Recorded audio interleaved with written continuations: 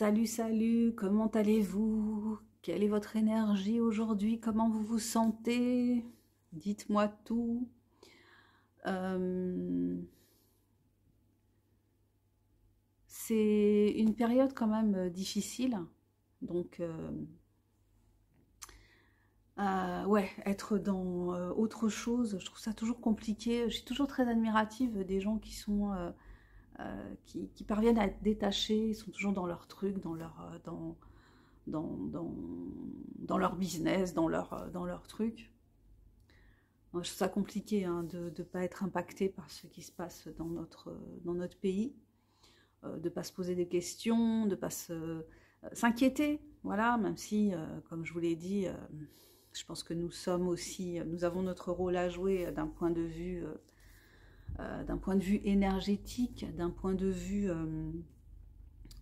du point de vue d'un centrage, de se dire que ben, nous pouvons imaginer un monde différent, un monde meilleur, et que ce pourcentage de personnes qui nous pourrit la vie à tous les niveaux tant qu'elles peuvent, ben on peut inverser la tendance et être dans un monde où on n'aurait pas cette configuration-là. Et j'y crois, je pense que oui, si j'imagine que si des millions de gens sur cette terre pensaient comme moi et s'étaient positionnés comme moi ces 3 dernières années, ben, on n'en serait pas là, hein, on n'en serait pas là.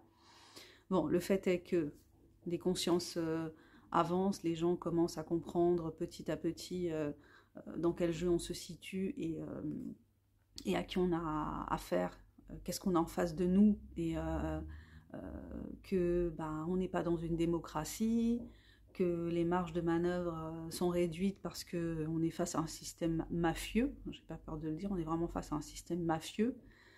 Euh, et bah, il faut faire avec, hein, il faut faire avec, mais euh, ne pas imaginer que ben, c'est immuable hein, et que ça va persister, ça va perdurer. Non, ça va finir par s'effondrer, ça doit s'effondrer parce que c'est plus tenable et puis parce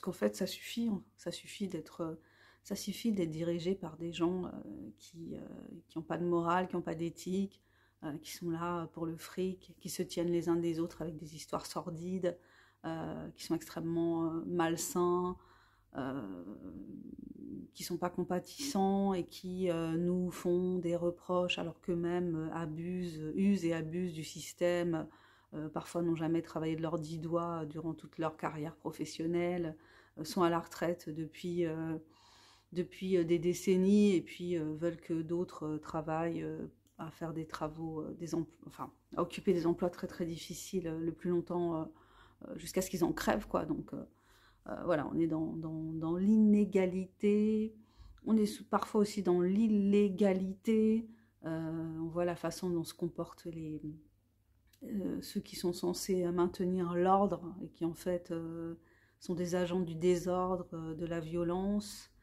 Bon, déjà je ne comprends pas pourquoi des personnes qui doivent encadrer des manifestations sont habillées comme des Robocop, ont des matraques. Et j'ai jamais compris ça, j'ai jamais compris euh, que, que ce soit, ça se passe comme ça quoi, dans les manifestations et que ce soit pas qu'il n'y ait pas un ciblage en fait, comme si les flics ils n'étaient pas censés être formés à cibler, repérer les gens qui sont potentiellement dangereux, qui sont des casseurs, et puis les encercler, enfin gérer les personnes dangereuses au lieu de considérer que tout le monde est potentiellement un casseur, potentiellement violent. Enfin, je comprends pas.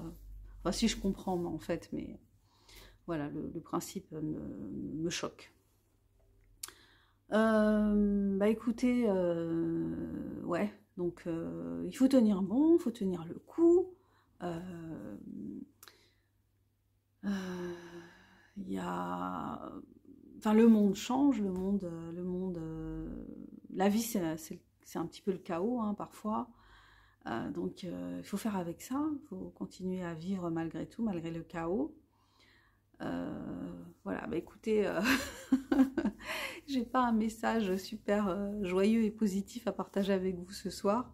Je suis comme beaucoup de gens, malgré tout, même si je m'attendais à ce résultat-là, mais bon, à chaque fois, on se dit, bon, on se dit, je me suis pas dit, ils vont contrecarrer, le Conseil constitutionnel va contrecarrer le gouvernement. Évidemment, le Conseil constitutionnel n'allait pas contrecarrer le gouvernement, mais bon, voilà, on se rend de plus en plus compte à quel point on est dans cette espèce de magma, et puis on se dit, bon, bah, euh, comme, euh, comme les voies légales ne fonctionnent pas, bah forcément, si on veut sortir de là, bah, y a que, y a que la voie de la rue, il n'y a que la voie de la révolution, mais une vraie révolution où le peuple pourra prendre le pouvoir. Et donc on s'interroge comment ça va se passer. Il y aura forcément, de la violence, il y aura forcément... mais c'est ce à quoi on nous pousse en même temps. Donc, quel est le but derrière? Si vous n'avez pas lu le livre de Klaus Schwab et Thierry Malray, je crois, le grand reset, la grande réinitialisation, Covid-19, la grande réinitialisation, il faut le lire, il faut le lire.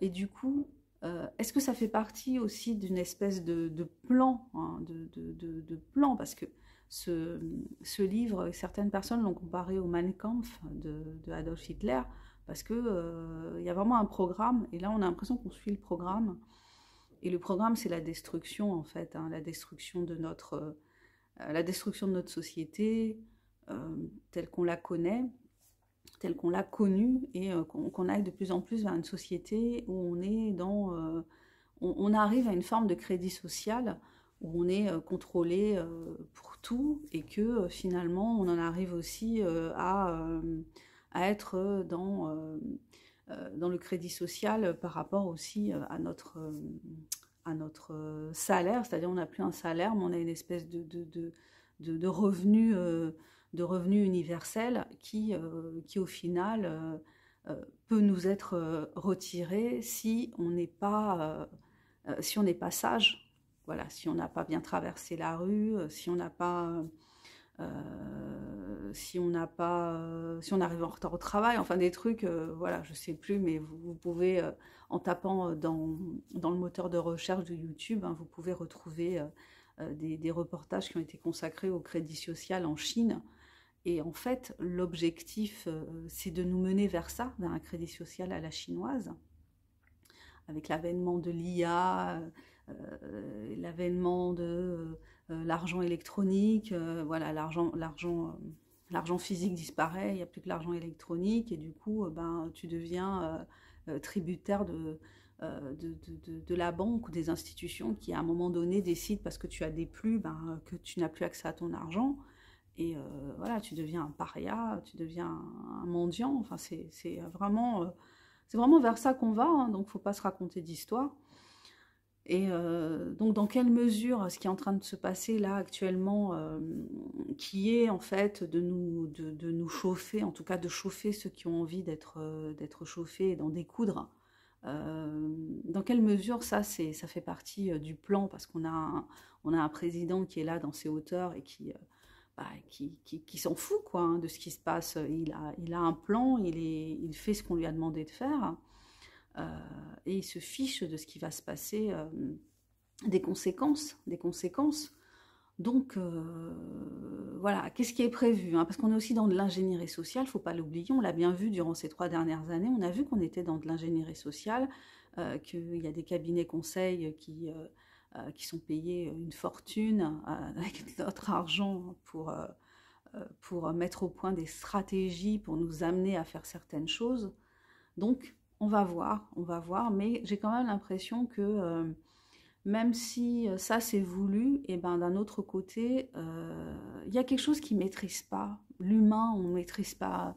Je pense que malgré tout, malgré toute leur stratégie, malgré toute leur étude de l'âme humaine via des théories d'Édouard Bernays sur la manipulation des foules, sur la manipulation des esprits, je crois qu'il y a un truc qu'ils ne maîtrisent pas, en tout cas je l'espère, c'est la notion de morale et la notion d'éthique. Le fait qu'il y ait des personnes qui ne soient pas guidées par l'argent, en fait, qu'il n'y ait pas voilà, qu'il y ait des gens qui ne soient pas pour lesquels la carotte, c'est pas de l'argent en fait. C'est avoir envie d'un autre monde, avoir envie d'équité, avoir envie de vraies relations avec les gens, pour qui les valeurs de solidarité sont importantes. Vous voyez, en fait, je pense qu'il y a des choses là qu'il... En tout cas, j'espère, je croise les doigts pour ça, hein, qu'il y a des choses qu'ils ne maîtrisent pas et qui ne se rendent pas compte à quel point certaines personnes sont prêtes à aller loin par rapport à ça et à se positionner par rapport à ça. Donc moi, il est évident pour moi que je ne vais pas aller dans la rue, je vais pas prendre le risque d'aller dans la rue. Donc ces dernières années, moi et d'autres gens que je connais, hein, nous nous sommes positionnés comme nous avons pu le faire pacifiquement, en disant non, en se confrontant à des institutions, en refusant de faire certaines choses. Et aujourd'hui, on est passé à un autre stade, on est face à des gens qui sont prêts cette fois-ci, qui vont peut-être se rendre compte que leur combat, il est plus large que juste se limiter à la réforme de la retraite. C'est pas ça le combat en fait, hein. Ça a l'air d'être ça, mais finalement c'est beaucoup plus important que ça. Là, on est en train de se battre finalement parce que les gens s'aperçoivent que nous ne vivons pas dans une démocratie, nous ne vivons pas dans un système démocratique, nous vivons dans un système où une poignée de gens a pris le pouvoir, le garde et se fout en fait totalement du peuple, sauf pour lui pomper de l'argent et pour en faire une vache à lait en fait, hein, et puis pour nous maîtriser, nous empêcher de penser, nous empêcher de réfléchir, nous retirer le nécessaire et puis nous faire croire que c'est pour notre sécurité, nous plonger tout le temps dans de la dissonance cognitive, dans un mensonge constant. Mais je pense que de plus en plus de gens se réveillent, ouvrent les yeux et se rendent compte qu'on vit dans un mensonge et que c'est à nous un peu comme dans le film Matrix, là, de sortir de ce mensonge, de sortir de cette bulle, enfin de ce truc-là où on est plongé et on nous fait croire que c'est ça notre vie et qu'elle ne peut être que ça, alors qu'en fait elle peut être autre chose. Et c'est à nous de nous battre pour que notre vie soit autre chose. Voilà, bah écoutez, dans le feu de l'envie de partager ces réflexions-là sur ce qui se passe aujourd'hui, sur l'actualité. Bah écoutez, hein, abonnez-vous si vous avez envie. Donc je fais une vidéo tous les jours où je parle de ce dont j'ai envie. Donc je me présente, pour ceux qui ne me connaissent pas, je suis Sandra Ganval, je suis écrivaine indépendante. Et sur cette chaîne, je partage avec vous ce que j'ai envie de partager. Je vous invite à découvrir mon travail. Donc tous mes livres sont disponibles sur la plateforme Amazon. Des livres de fiction, des livres légers, des livres un peu moins légers. Donc je vous invite à les découvrir, à les acheter, à les partager, à les lire, à me mettre des commentaires sur la plateforme. Et puis voilà, et des étoiles aussi sur Amazon. Ok, bah écoutez, je m'arrête là pour ce soir. Je vous embrasse. Tenez bon, voilà, restons dans la lumière, restons dans la foi en autre chose et puis en un monde différent et un monde meilleur et avec l'idée que ben, c'est nous aussi qui sommes acteurs de notre vie, acteurs du monde et que ben, c'est à nous aussi de faire les choses pour que ça change. Bye bye.